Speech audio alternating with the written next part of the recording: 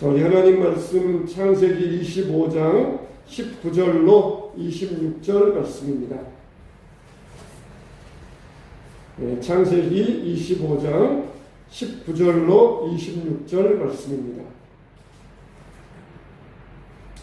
구약성경 34면입니다. 창세기 25장 19절로 26절. 자, 우리 한 절씩 교독하겠습니다. 아브라함의 아들 이삭의 족보는 이러하니라. 아브라함이 이삭을 낳았고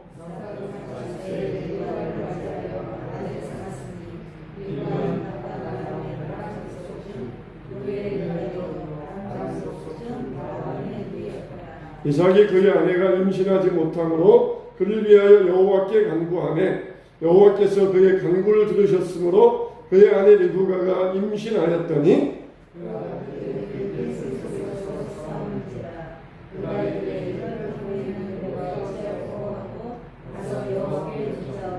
여호와께서 그에게 이르시되 두 국민이 내 태중에 있구나. 두 민족이 내 복중에서부터 나누이리라. 이 족속이 저 족속보다 강하겠고 큰 자가 어린 자를 섬기리라 하셨더라. 먼저 나온 자는 붉고 전신이 토록 같아서 이름을 에서라 하였고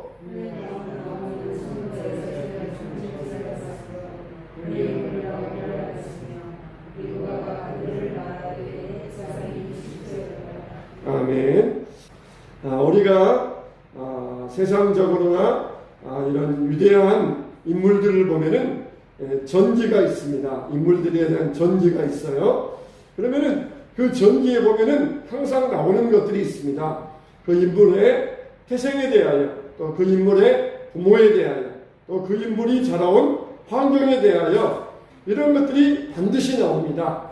그래서 훌륭한 중요한 인물들에 대해서 소개할 때 탄생이 어떤 탄생이었느냐, 또 부모는 어떤 사람이었느냐, 또 그의 자라온 환경은 어떠했느냐, 그런 걸 이야기하면서 그 인물이 되어져가는 과정을 소개하는 것을 볼 수가 있어요. 성경에 나오는 인물들도 마찬가지입니다. 중요한 인물들, 특히 이스라엘 사람들에게 있어서 가장 중요한 인물은 누구냐? 다윗이에요. 다윗. 그래서 다윗은 사무엘서와 열왕기서에 나오는데 그 사무엘서와 열왕기서전에 어떤 성경이 나옵니까? 룻기가 나옵니다. 룻기가 왜 나옵니까? 그거는 다윗의 바로 직전 조상, 이 다윗의 직전 조상, 이새와 이새의 아버지, 또 이새의 어머니, 이 사람들을 소개하기 위하여서 룻기가 나옵니다. 다윗이 그렇게 중요한 인물이니까 어디에서 나왔느냐? 바로 모함 여인 룻을 통하여서 이렇게 믿음을 이어받았고, 그런 정성스러운 효부를 통하여서 이새가 태어났고, 또 그리고 그의 후손인 다윗이 이 땅에 태어나서 이스라엘의 훌륭한 인물이 되었다. 이렇게 짠 하고 소개하는 그런 내용들이 나와요. 오늘 우리가 읽은 이 야곱이라는 인물도 마찬가지입니다. 이 야곱은 아버지가 이삭이고 어머니가 리브가예요. 근데 이삭이 40세에 결혼을 했습니다. 지금으로 봐도 40세는 굉장히 늦은 나이인데 이삭이 그때 어떤 이유 때문인지 늦게 결혼을 했어요. 40세에 결혼을 해서 60세가 되었는데도 아이를 낳지를 못했습니다. 하나님께서 아브라함과 이삭에게 어떤 약속을 주셨습니까? 너의 후손으로 말미암아 큰 민족을 이루겠다. 그런 약속을 주셨어요. 그러니까 아브라함에게도 이스마엘이 있었어요. 근데 이스마엘이 아니라 서자가 아니라 적자인 이삭을 통하여서 큰 민족을 이루겠다. 그런 약속을 주셨어요. 그러면은 적자 이삭인 이삭에게서 그냥 자녀들이 이렇게 그냥 많이 태어나야 되는데 이 결혼한 지 40에 결혼해서 60세가 되도록 아이가 태어날 기미가 보이지 않았던 것입니다. 사람은 이럴 때 마음이 급해지기 쉽습니다. 그래가지고 왜 하나님께서 안 주시느냐 그러면서 하나님에 대하여서 원망할 수가 있어요. 그런데 우리는 이럴 때에도 인내하며 차분히 기다릴 수 있어야 됩니다. 결혼한 지 20년이나 지났지만은 아이가 없었어요. 그렇지만은 우리들도 이와 같이 인내하면서 차분하게 하나님의 때를 기다릴 수 있어야 됩니다. 사람들은 그냥 결혼하면은 당연히 아이 낳고 기를 줄로 그렇게 생각을 해요. 그렇지만은 생명의 주권자는 누구입니까? 생명의 주관자는 사람이 아니에요. 하나님이십니다. 사람이 내가 이제 결혼했으니까 아이를 몇 명 낳아서 키워야 되겠다. 아무리 그런 뜻을 세운다 할지라도 하나님께서 응답하지 아니하시면은 소용이 없어요. 또 사람이 나는 아이를 안 낳고 그냥 살아야 되겠다. 그렇게 생각한다 할지라도 하나님께서 원하지 아니하시면은 될 수가 없습니다. 모든 생명은 하나님의 손에 달려 있어요. 근데 사람들은 자기가 결혼해서 몇 명을 낳고 어떻게 키워야 되겠다. 자기가 계획을 세워요.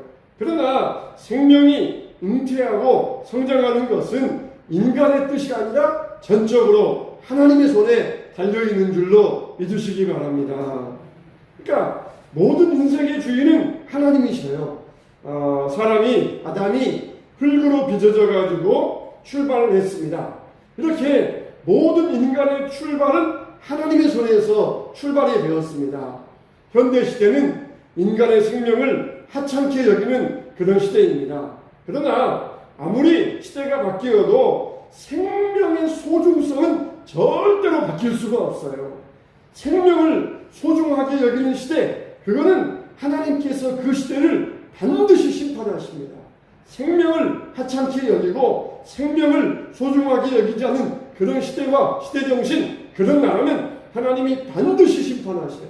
그러나 비록 나라가 어려워도 정말 한 생명을 소중하게 여기고 생명을 귀하게 여기는 나라, 그 나라는 하나님께서 반드시 축복해 주십니다. 태아의 낙태의 경우도 마찬가지예요. 태아도 인권이 있다. 그러니까 산모의 생명도 중요하다. 또 그렇게 반대하잖아요. 태아도 생명이다. 그러니까 태아가 어머니 뱃속에서 손과 발이 생기기 전에는 아직 사람이라고 할 수 없다. 그러면서 낙태하는 사람들은 그런 식으로 주장을 해요. 여러분, 옥수수를 심었어요. 옥수수를 심었는데 그러면은 옥수수가 아직 대가 안 나왔다 그래서 그건 이거는 콩이나 혹은 이거는 미나리입니까? 아니에요. 옥수수가 아직 심어져서 옥수수 대가 나오지 않았다 할지라도 그거는 옥수수인 것이에요. 그런 것처럼 어머니 뱃속에서 생명이 잉태했는데 아직 손과 발이 안 생겼으니까 이거는 생명이라 할 수 없다. 이거는 정말 말도 안 되는 언어도단이라고 할 수가 있습니다. 이미 어머니 뱃속에서 생명이 생기는 순간 그거는 인간의 생명으로 여겨져야 되는 것이에요. 그래서 사람이 하나님이 주신 생명을 가지고 이래라 저래라 말하는 것은 그거는 생명을 하찮게 여기는 것을 넘어서 그거는 생명의 주관자이신 하나님을 모독하는 것입니다.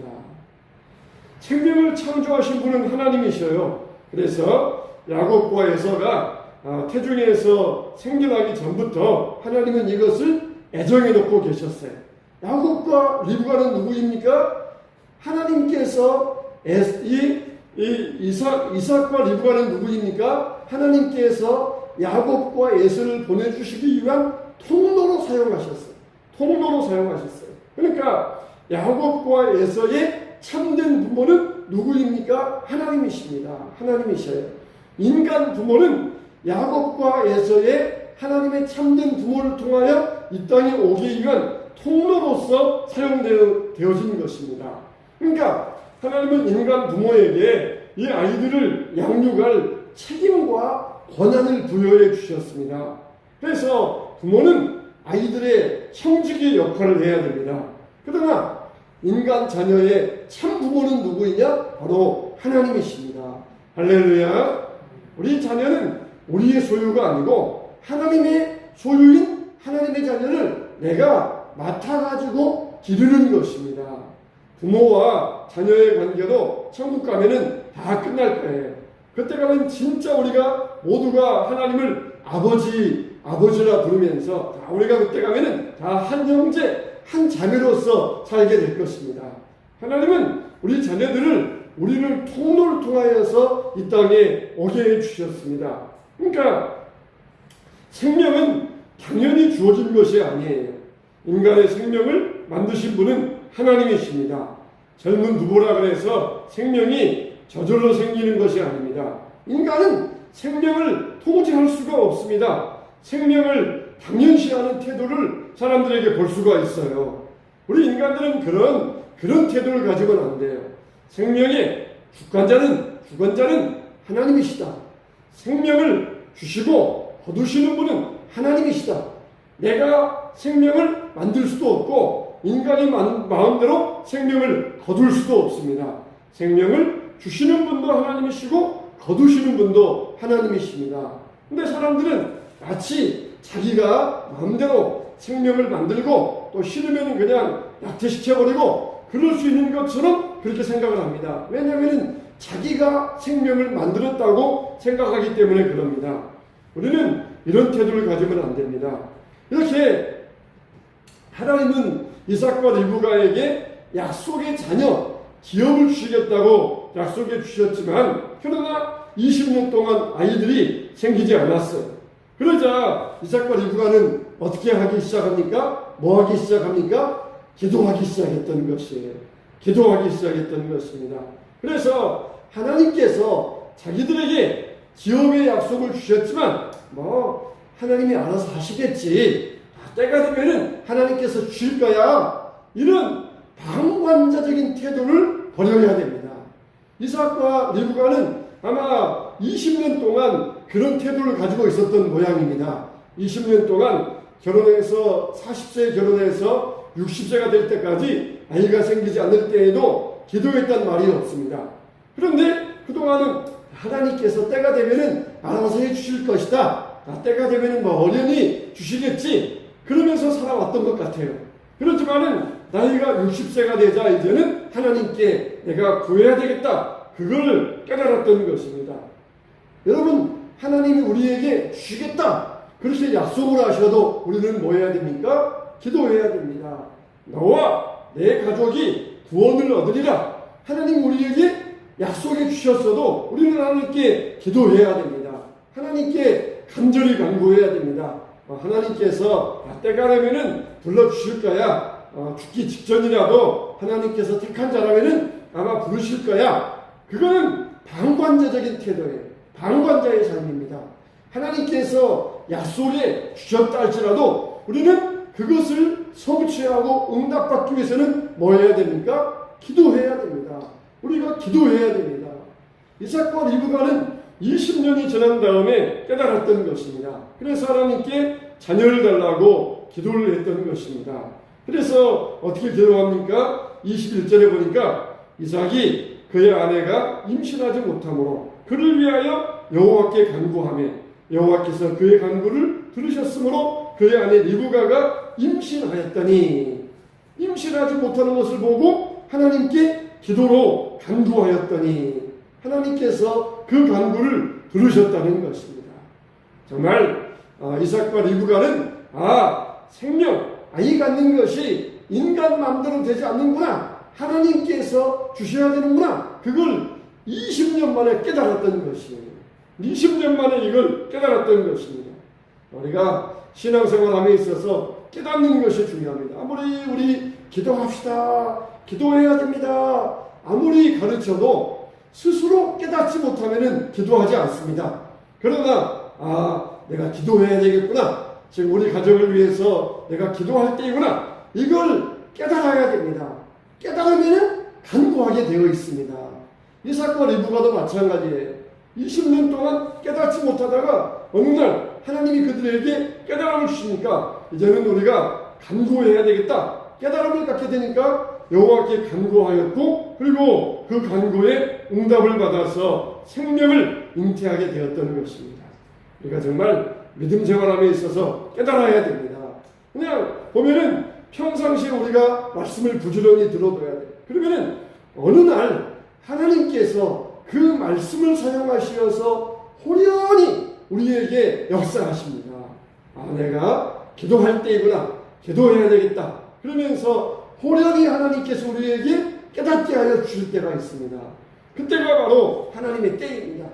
하나님께서 다 알아서 해주실 거야. 너와 내 가족이 구원을 받으리라 그러셨잖아. 내가 말씀을 믿으면은 하나님께서 때가 되면 이루어 주실 거야. 그런 방관자적인 태도를 보여야 돼요. 하나님이 비록 우리에게 약속해 주셨지만 내가 간구하겠다. 내가 기도하겠다. 이런 깨달음이 있을 때 하나님께서 응답해 주십니다. 할렐루야. 모든 인간은 다 하나님의 작품입니다. 그래서 우리가 구원받은 백성들 뿐만 아니라 하나님을 등진 자들도 다 하나님의 작품입니다. 생명을 주신 자도 하나님이십니다. 그런데 사람들은 이것을 잊어버리고 낙태를 자행하고 있습니다.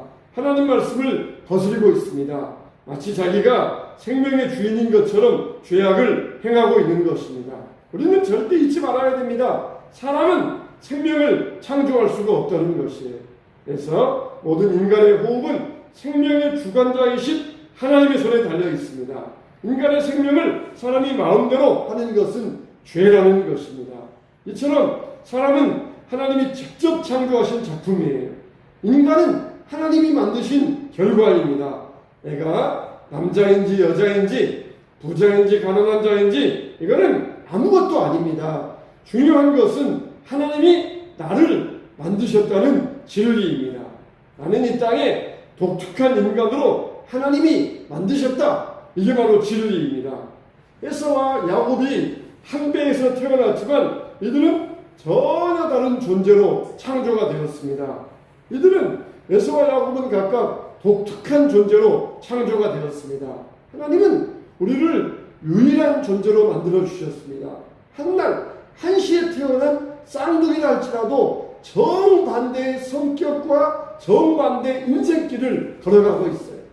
사주팔자 보면은 몇 날 몇 시에 태어났습니까? 그러면서 사주팔자 보잖아요. 그런데 한날 한시에 태어난 쌍둥이도 전혀 다른 길을 걸어갑니다. 또 보면은 사주팔자는 엉터리입니다.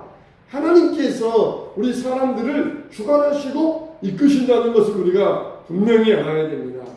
우리가 사람들이 환경 때문에 하나님을 원망할 때가 많이 있어요. 그런데 원망하는 것은 아무런 문제 해결에 도움이 되지 않습니다. 원망하고 한탄한다고 해서 문제가 해결되는 것은 아닙니다. 정말 우리 인생은 잠시 후를 알 수가 없어요. 그래서 우리에게 주신 것들에 대하여 불평할 권리가 우리에게는 전혀 없습니다. 불만한다고 해서 해결되는 것은 아무것도 없습니다. 내가 하필이면은 왜 대한민국에 태어났는가? 하필이면 내가 왜 가난한 집에 태어났는가?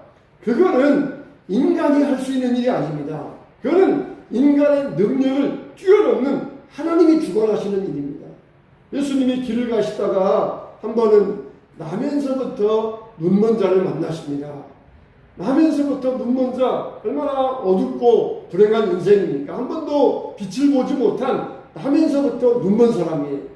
사람들이 치근하니까 지나가다가 예수님께 묻습니다. 예수님, 저렇게 나면서부터 눈멀어서 빛도 보지 못하고 불행한 인생을 사는데 도대체 저 사람은 자기 죄 때문에 저런 인생을 삽니까? 아니면은 부모의 죄 때문에 저런 불행한 인생을 삽니까? 그렇게 물어보자 예수님께서는 뭐라고 하십니까? 자기 죄도 아니고 부모 죄도 아니고 하나님께서 그를 통하여서 하시고자 하시는 일을 나타내기 위함이라 그렇게 말씀하십니다. 하나님께서 다 모든 것을 주관하고 계신다는 것입니다. 인간적으로 볼 때에는 나면서부터 눈이 멀었으니까 얼마나 불행합니까? 그러나 하나님께서는 다 그를 통하여 하시고자 하시는 일을 나타내고자 하심이라는 것입니다. 우리가 작년에 이 박위라고 하는 청년의 간증을 들었지 않습니까? 이름이 박위. 이 청년이 정말 건강하게 살다가 사고를 당하여서 그냥 두 다리 이렇게 걷지 못하는 그런 평생 불구자가 되어버렸습니다. 그런데 오히려 뭐라 그럽니까? 내가 건강했더라면은 내 마음대로 다니면서 죄 짓고 지옥 갔을 터인데 두 다리가 못 쓰게 되어서 하나님 만나고 예수님 영접하고 천국 가게 되었으니까 하나님께 감사합니다. 그런다는 것이에요. 두 다리가 불구되었다는 것, 건강한 청년이 못 쓰게 되었다는 것, 얼마나 참 불행한 일입니까? 아마 주변 사람들은 참 안 됐다 그러면서 시근하게 여기고 동정할 것입니다. 그러나 본인은 오히려 내가 이것 때문에 예수님 만나고 천국 가게 되었다는 것, 감사한 일이라는 것, 이걸 통하여서 하나님의 일을 이룰 수 있다는 것, 감사하다는 것입니다.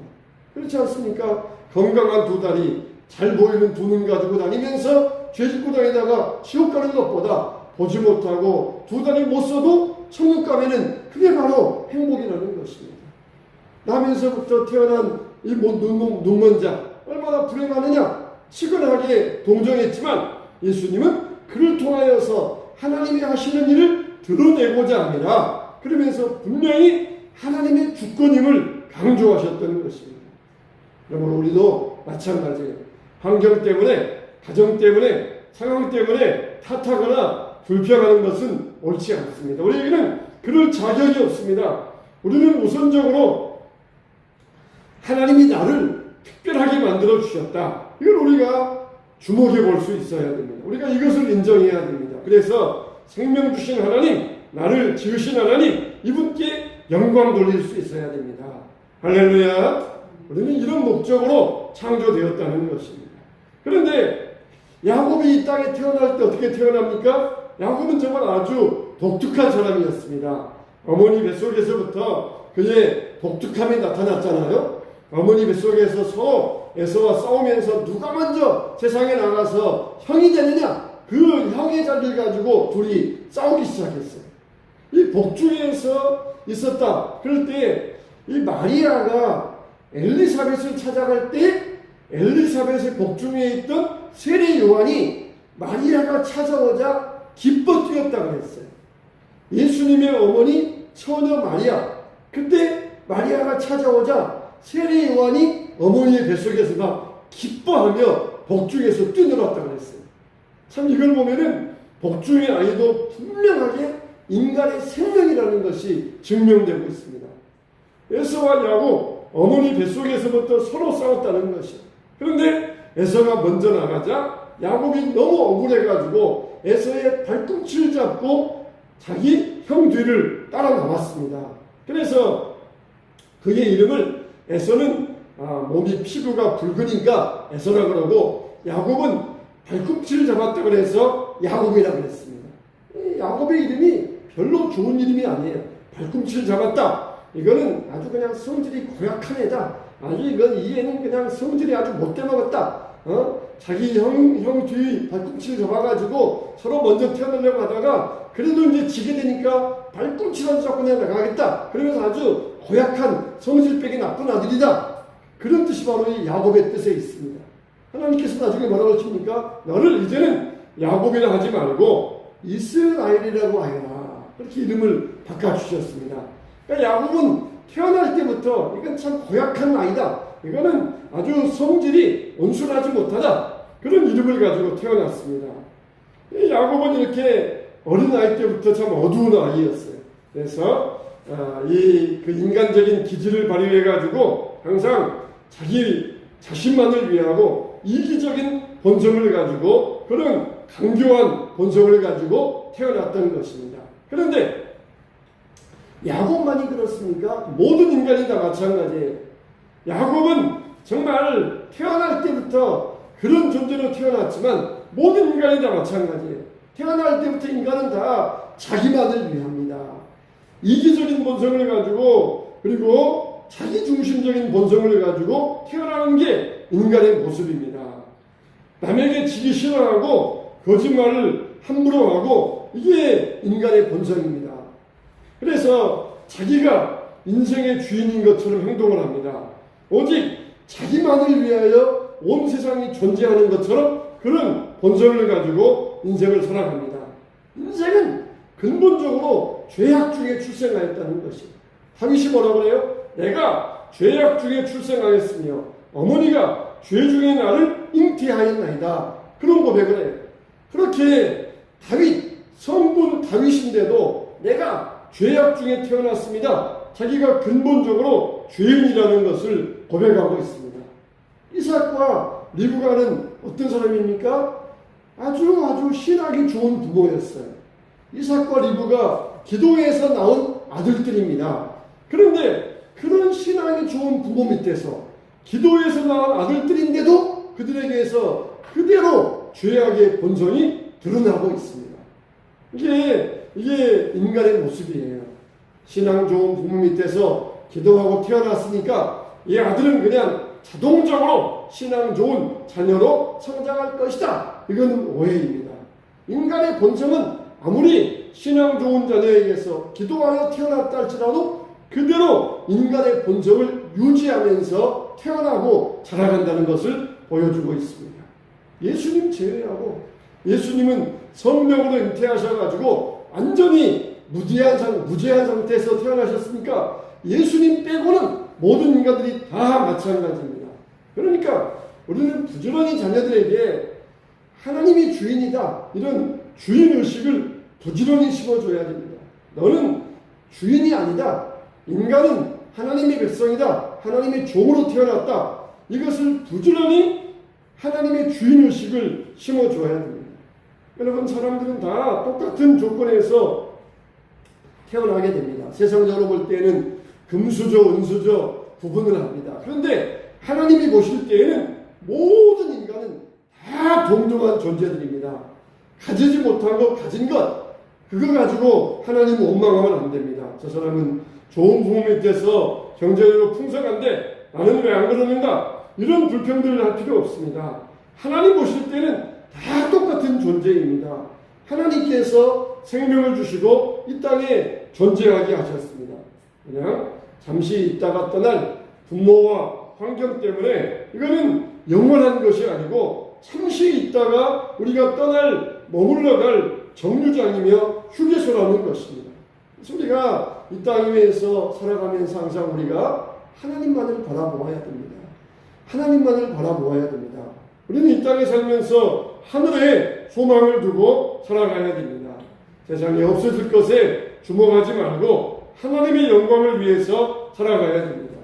그래서 우리가 오늘 또 영원한 하늘 소망을 마음에 두고 기쁨으로 살아가시길 바랍니다. 그게 바로 하나님의 은혜를 아는 삶인 것입니다. 에서와 같이 야곱처럼 그렇게 신앙 좋은 몸이 돼서 기도의 자녀로 태어났지만 이 둘은 전혀 다른 길을 살아갔어요. 전혀 하나님의 뜻을 모르고 자기중심적으로 이기적으로 간교하게 폭력적으로 거짓말하면서 그런 인생을 살아갔습니다.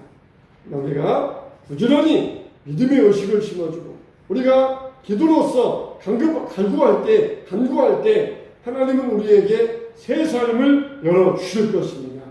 날마다 우리들도 이와 같이 하나님의 은혜를 따라서 믿음으로 간구하며 살아갈 때에 매일매일 기뻐하며 살아가게 될 것입니다.